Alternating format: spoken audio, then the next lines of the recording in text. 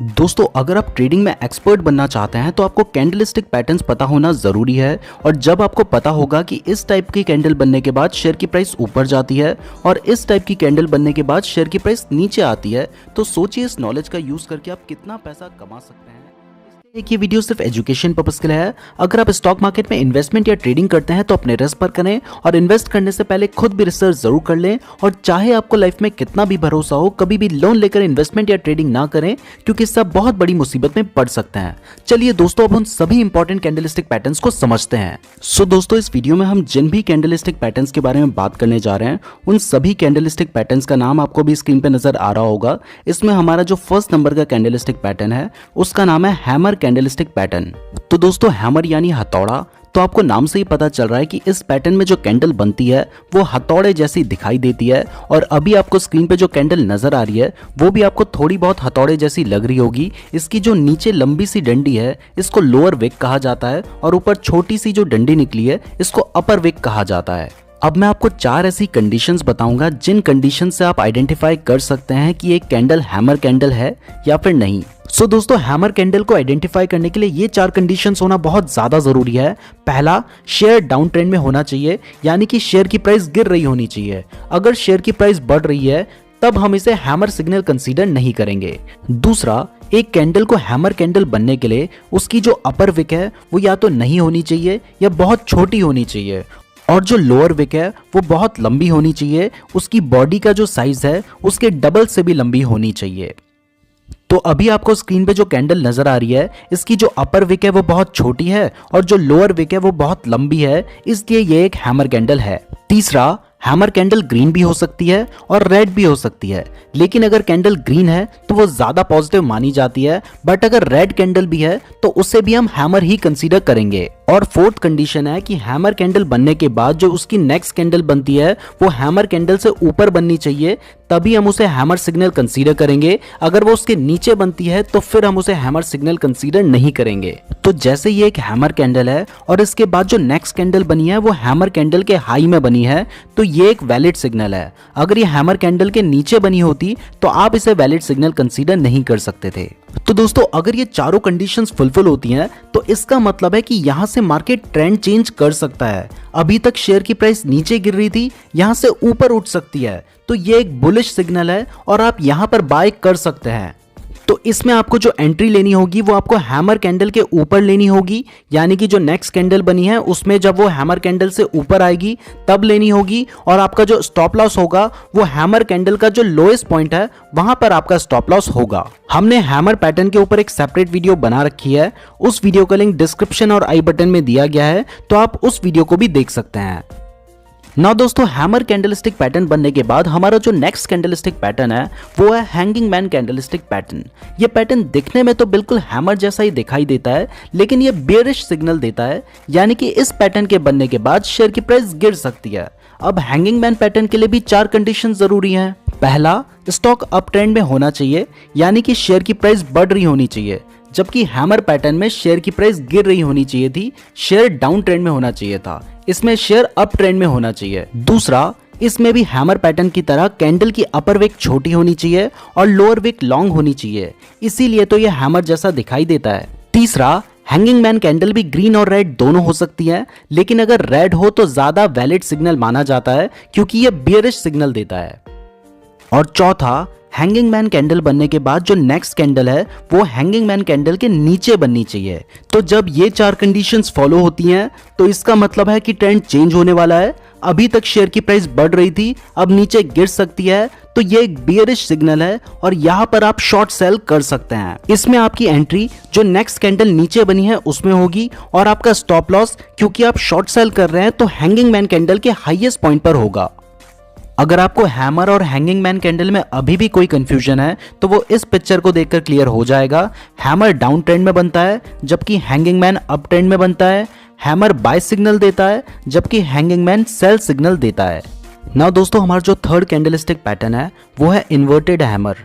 Inverted का मतलब होता है उल्टा, यानी कि ये एक उल्टा हैमर है, लेकिन इसका सिर्फ नाम उल्टा है। इसका काम बिल्कुल हैमर पैटर्न जैसा ही है। बस फर्क सिर्फ इतना है कि हैमर पैटर्न में जो लोअर विक होती है वो लंबी होती है और जो अपर विक होती है वो या तो छोटी होती है या नहीं होती है। जबकि इन्वर्टेड हैमर पैटर्न में जो अपर विक होती है वो लंबी होती है, जबकि जो लोअर विक होती है या तो वो छोटी होती है या नहीं होती है।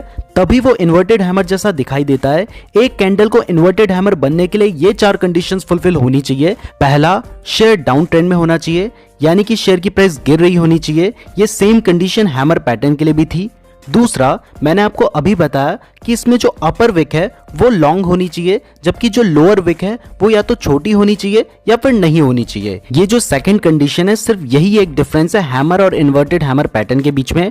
थर्ड कंडीशन भी हैमर पैटर्न की तरह सेम है, चाहे ये ग्रीन हो चाहे ये रेड हो, इससे कोई फर्क नहीं पड़ता, लेकिन अगर ग्रीन होगी तो ज्यादा वैलिड सिग्नल होगा। और फोर्थ कंडीशन है कि इन्वर्टेड हैमर कैंडल बनने के बाद जो नेक्स्ट कैंडल बनती है वो इन्वर्टेड हैमर कैंडल से हाई बननी चाहिए। तो जब ये 4 कंडीशंस फुलफिल होती हैं तो वो कैंडल एक इन्वर्टेड हैमर कैंडल होती है और ये एक बुलिश सिग्नल देती है, यानी कि यहाँ से प्राइस बढ़ सकती है, यहाँ से ट्रेंड चेंज हो सकता है। अभी तक शेयर की प्राइस नीचे गिर रही थी, यहाँ से ऊपर जा सकती है। तो आप चाहें तो आप बाय कर सकते हैं। अगर आप बाय करते हैं तो इन्वर्टेड हैमर कैंडल के बाद जो नेक्स्ट कैंडल बनती है आपको वहां पे एंट्री लेनी होगी और आपका स्टॉप लॉस होगा इन्वर्टेड हैमर कैंडल का लोएस्ट पॉइंट।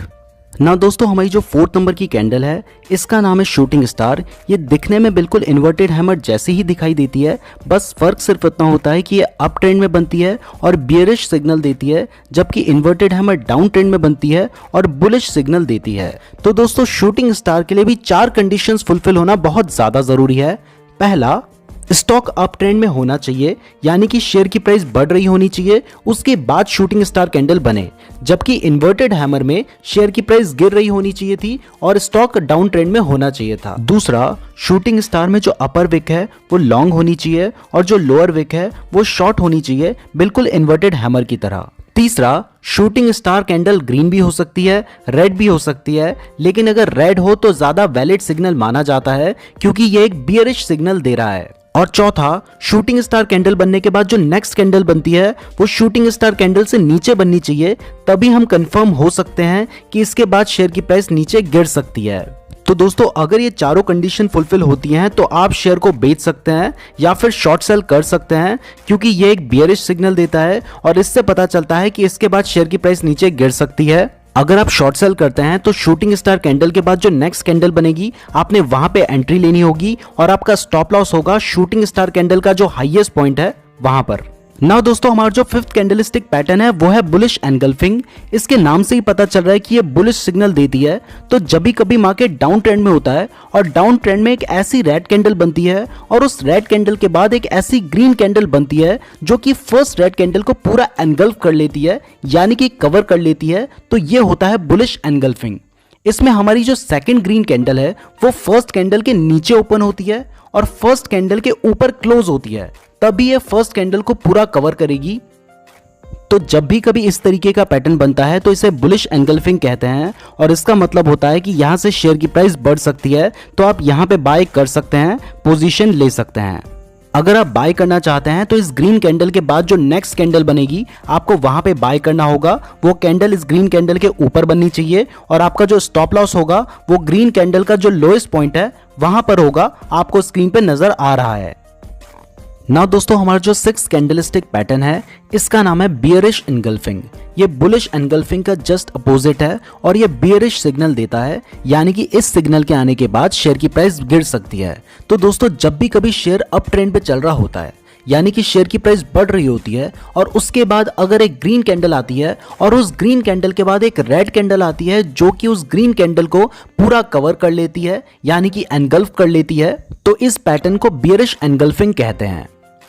तो जैसे अभी आपको स्क्रीन पे 2 कैंडल नजर आ रही है, हमारी जो ग्रीन कैंडल है उसको रेड कैंडल ने पूरा कवर कर लिया है और जो रेड कैंडल की ओपनिंग प्राइस है वो ग्रीन कैंडल से ऊपर है और जो क्लोजिंग प्राइस है वो ग्रीन कैंडल से नीचे है, तभी वो उस ग्रीन कैंडल को पूरा एनगल्फ कर ले रही है, यानी कि कवर कर ले रही है। तो जब भी कभी इस टाइप का पैटर्न बनता है तो इसे बियरिश एनगल्फिंग कहते हैं और इसके बाद शेयर की प्राइस गिर सकती है।